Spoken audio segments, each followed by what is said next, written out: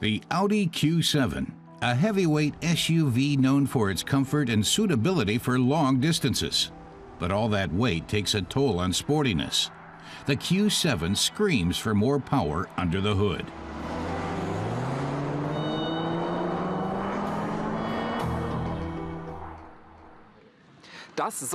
And that's what the Audi SQ7 is supposed to deliver, says our car tester Matthias Kurat. The SQ7 is said to be the sportiest and most powerful version of the SUV, but we'll see whether it's as sporty as it claims. Audi claims that the SQ7 is more powerful, faster, and more comfortable. Pressing the gas pedal shows that Audi was serious when it added the S for sport. The twin-turbo V8 diesel and electric compressor makes the top model in this series the world's most powerful diesel SUV. Matthias is actually surprised at the engine's power. He says you have to be careful with your foot on the gas pedal, or you'll quickly find yourself exceeding every speed limit. It takes some getting used to, but it's nice to have that power at your command.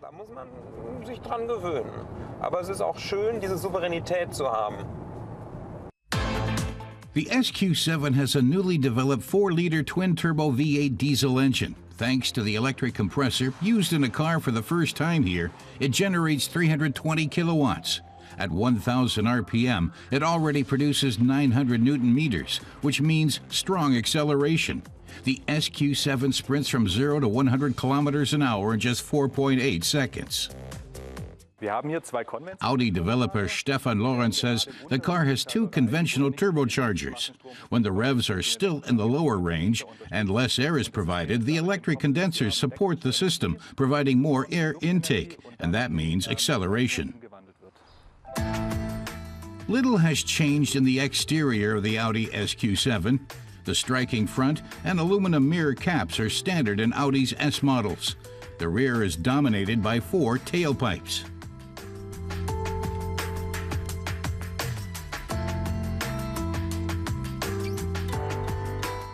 The high-quality interior is not only a joy to behold, it is also very intuitive to use. The electric seats offer good lateral support. Another highlight, the built-in roll stabilizers, which prevent the car from tilting when accelerating in curves.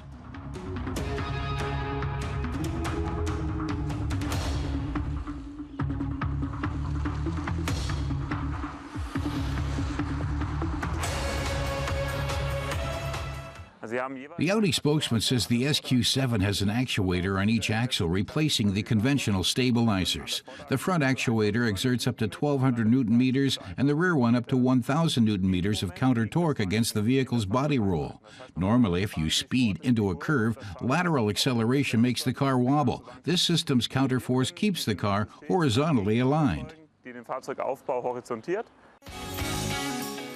The new Audi SQ7 is available with 5 or 7 seats. The optional third row of seats can be raised or lowered electrically. 24 assist systems help keep this 5.07-meter giant on the road.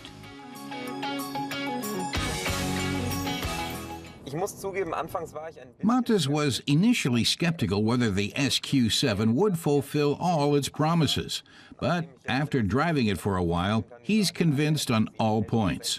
The handling is very sporty, it has a very powerful engine, and gives the driver a great sense of control. So Matthias says the whole package is well-rounded and solid. Of course, it isn't low-priced, but then it does have a top-range engine and plenty of extras you won't find in other vehicles. Man hat sehr viele Extras, die es in anderen Fahrzeugen eben gar nicht gibt.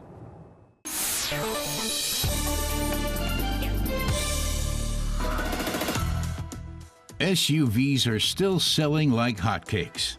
Seat wanted to profit from the hype around off-road vehicles, so even before the Spanish company could launch its first true SUV onto the market, it unveiled the Leon X-Perience, which has the aura of an SUV on the basis of a normal station wagon.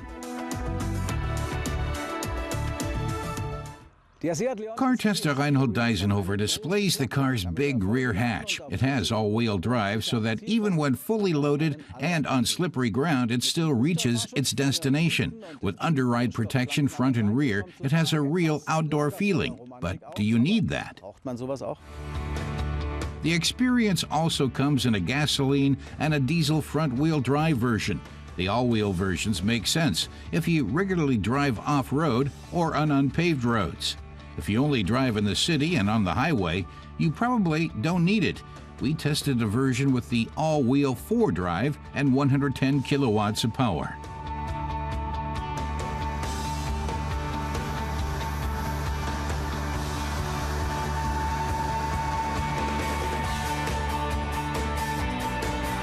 This version is manually shifted. The DSG gearbox comes only in the versions with the most powerful engines. Reinhold says the ST X-Perience not only has lots of trunk space, the interior is roomy too. The standard sport seats provide good lateral support and are comfortable even on long trips. His tip on options is to get the Plus navigation system. It has a larger screen and connects easily with your smartphone. In the interior, the large round instruments are uncluttered. The design is sporty, not staid. Interior characteristics specific to this model include orange decorative stitching on the steering wheel and the X-Perience logo. The seat design is also exclusive to the X-Perience.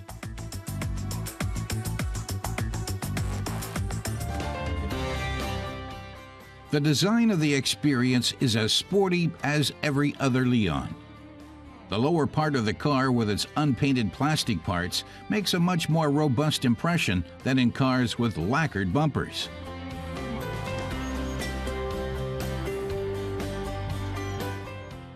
The sleek rear displays the X-Perience badge with its orange X. The off-road look down below encourages a lax approach to washing. After all, a bit of dirt and grit announce off-road experience.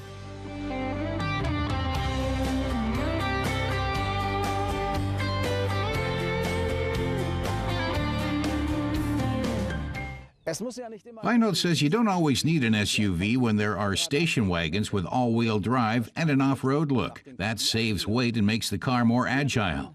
The Seat Leon ST X-Perience is sportier than a VW Golf Alltrack and costs much less than an Audi A4 Allroad. And if you want to save even more, get a Leon ST with all-wheel drive and do without the off-road look.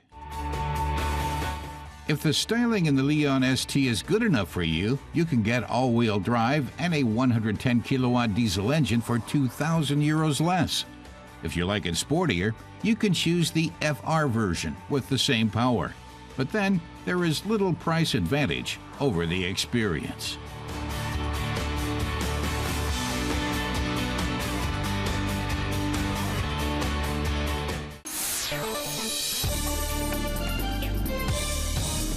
The classic VW Beetle has been tweaked yet again to conform to the latest automobile trends. The new Dune model has a robust look thanks to a wider body and silver underbody guard. The ride height has been raised 10 millimeters. 18-inch alloy wheels complete the new look. The VW Dune engines have an output of between 77 and 162 kilowatts. In Germany, the VW Dune has a starting price of just under €24,000. The Porsche Cayman, like the Porsche Boxster before, is to join the 718 series. The Cayman's 6-cylinder aspiration engine will be replaced by a turbocharged 4-cylinder engine. In the 718 Cayman S, the 2.5-liter engine generates 257 kilowatts of power. And for the first time ever, the Cayman will cost less than the Boxster. In Germany, it is available for just over €64,000.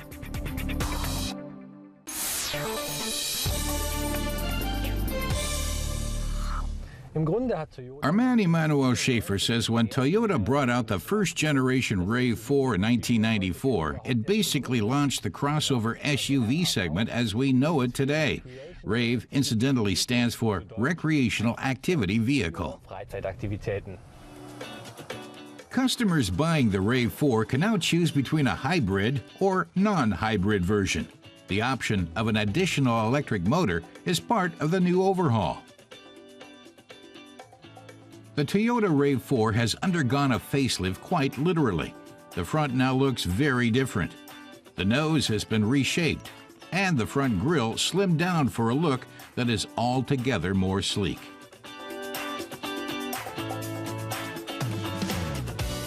The RAV4 utilizes Toyota's hybrid Synergy drive that powers the Prius and other semi-electric models in the brand's lineup. It comes with a 2.5-liter normally aspirated gasoline engine assisted by an electric motor. Now tried and tested technology at Toyota. Emmanuel says the addition of Toyota's hybrid drive is probably the most important update in the new generation RAV4. You can choose between options, either front drive, where the electric motor is installed at the front, as with a normal gasoline engine, or all-wheel drive, where the electric motor is fitted in the rear, driving the rear axle and doing away with the transfer case and cardan shaft. The all-wheel drive version costs an extra 3,000 euros. One thing this Toyota isn't is speedy. 180 kilometers per hour is the top speed. Another chance to save fuel and reduce your CO2 emissions, which is probably more important for customers who care about the environment and opt for a hybrid. Emmanuel says the 2.5-liter gasoline engine and electric motor produce a combined output of 145 kilowatts, or 197 horsepower. The car takes just over 8 seconds to reach 100 kilometers per hour. That's quite respectable considering it weighs at least 1,700 kilos when empty and, according to the manufacturer, only uses 5 liters of fuel per 100 kilometers. In the interior, Toyota has added more soft-touch surfaces. The steering wheel is new. There are new onboard features and a 7-inch screen for the multimedia system. Passengers also get to enjoy the ride. The RAV4 has one of the most spacious cabins in the class.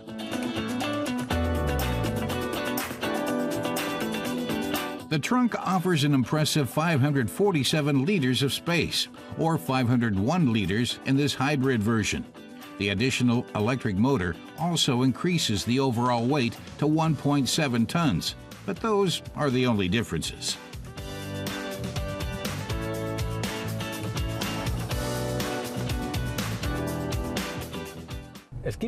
There are 3 different drive versions for the RAV4. First of all, the hybrid version that we're testing. Then there's the 2-liter gasoline and a 2-liter diesel engine. But anyone wanting all-wheel drive will have to go for the hybrid version because, unlike the previous generation, you can no longer combine the diesel with all-wheel drive and automatic transmission. Toyota is hoping that 60% of customers will opt for the hybrid, a plus for the environment. Emmanuel's take on the 4th generation of the Toyota RAV4? The overall concept makes a lot of sense. It drives well, and as a hybrid, it's even relatively green. But he has 2 small criticisms. First, he finds the choice of drive versions somewhat limited.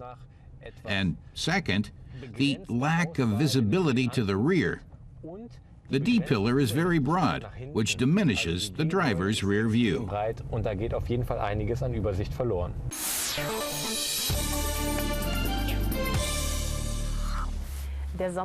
Summer's just around the corner, says our car tester Michelle Assenmacher, and it's time to do some gardening, so she needs a spacious car to get supplies, like a Mercedes Vito.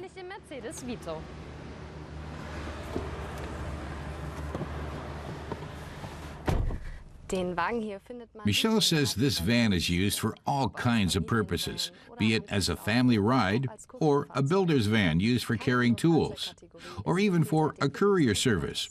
Of all vehicles, vans are designed to be the most versatile. Drivers will come to expect different things depending on what they want to use the Vito for. Our test vehicle is a box van. It's mainly used by courier services or workmen needing to transport tools. As a courier van, the Vito has to cover many kilometers, but it still needs to be suitable for other purposes too.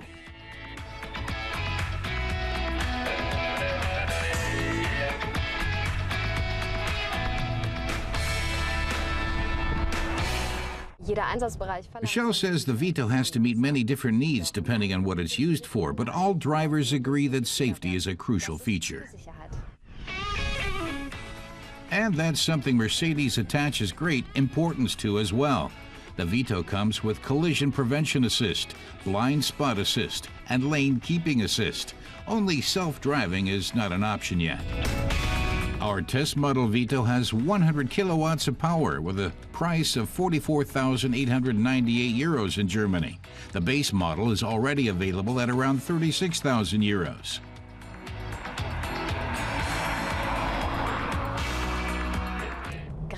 Michelle expected this big, bulky van to be cumbersome to drive and have poor visibility, but that wasn't the case, she says. The rear-view camera even makes reverse parking fun. Michelle has now arrived at the garden center to collect supplies. She doesn't have to worry about cargo space. The Vito has a load volume of 5.8 cubic meters.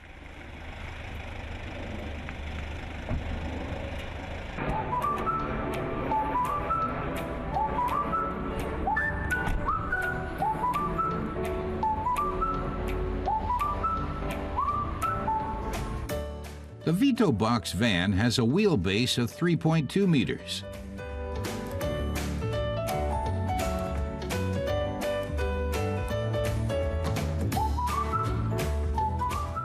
Thanks to the rear row of seats, up to 5 people can fit into the van.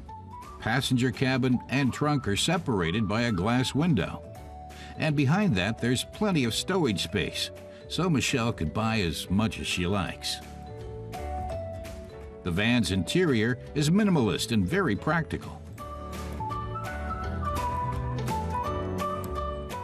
Here you won't find the gear stick on the center console, however. Instead, there's a gear level on the multi-purpose steering wheel.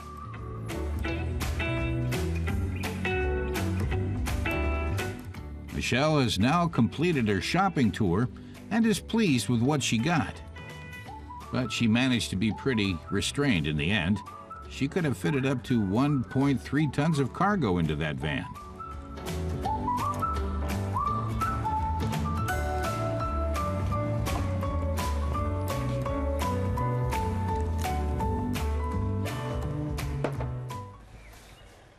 Michelle is pleased. She just about managed to fit her purchase into the van.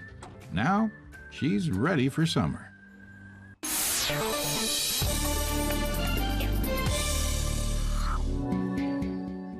It has the grace of a Bernini sculpture and contours that could have been carved by Michelangelo. The Bizzarrini 5300 GT has classic Italian styling written all over it. But for its actual creator, this sports car wasn't just about its captivating looks. It bears the hallmark of Giotto Bizzarrini, arguably the most talented racing car constructor of the 1960s. The 5300 GT's mission was to leave the competition in the dust on the racetrack and fill its creator with pride.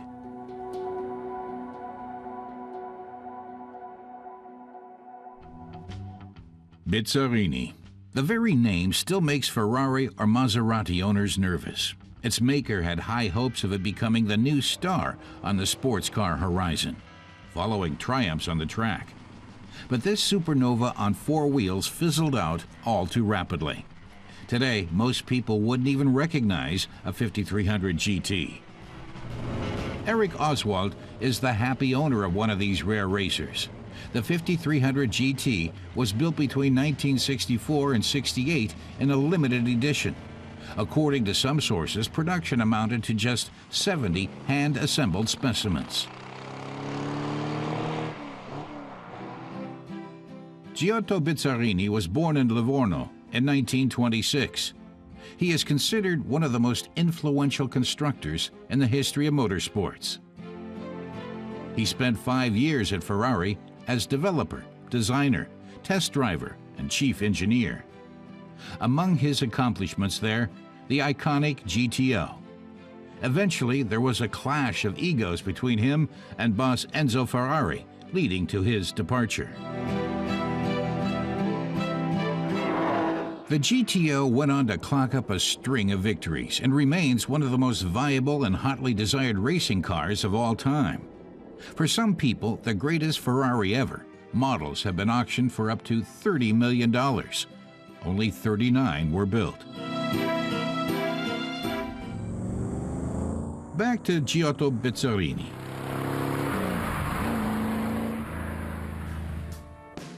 After being recruited by Renzo Rivolta, he created the Isogrifo, a high-performance Gran Turismo with American engineering on board.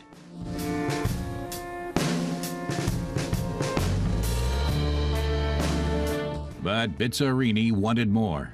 He built a two-seater competition car based on the Grifo. His boss Rivolta wanted to sell cars rather than burn money on the racetrack, however. The two, likewise, parted ways. Bizzarrini took his latest creation with him and named it the Bizzarrini 5300 GT. The V8 engine was, like that in the Grifo, taken from the Chevrolet Corvette. Bizzarrini was the first to come up with a front mid-engine. Explains proud owner Eric, engines on top of the axle have a far higher center of gravity. An engine below and behind the axle is far lower, which gives you a massive advantage in terms of handling. It's still copied today.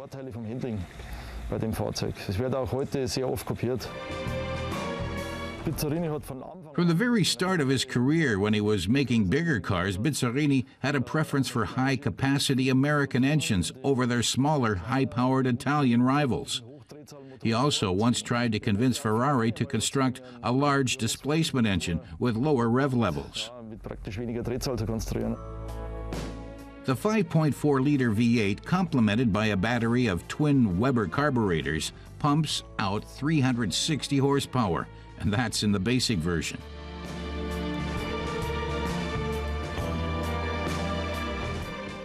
The engine is unusually far back.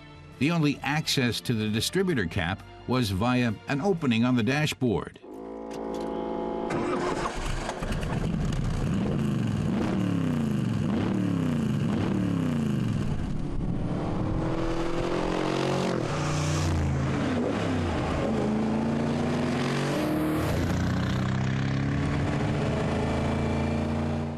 Take to the wheel of a Bizzarrini, and you're left in no doubt that it was constructed for the track.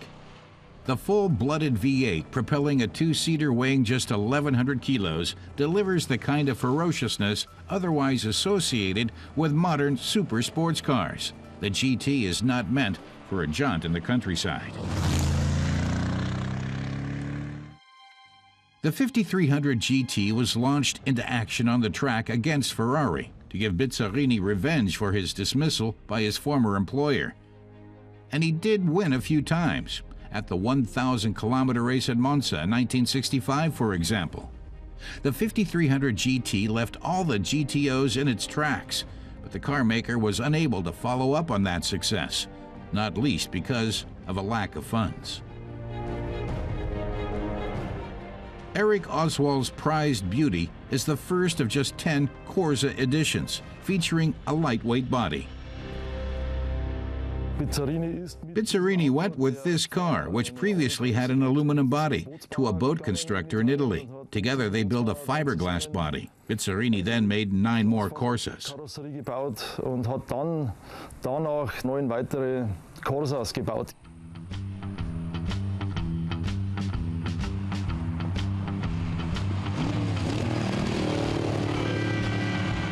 Today, the 5300 GT is a member of a very exclusive club. Anyone who owns one will be desperate to hold on to it. Potential buyers are looking at a 6-figure price tag, whatever condition it's in.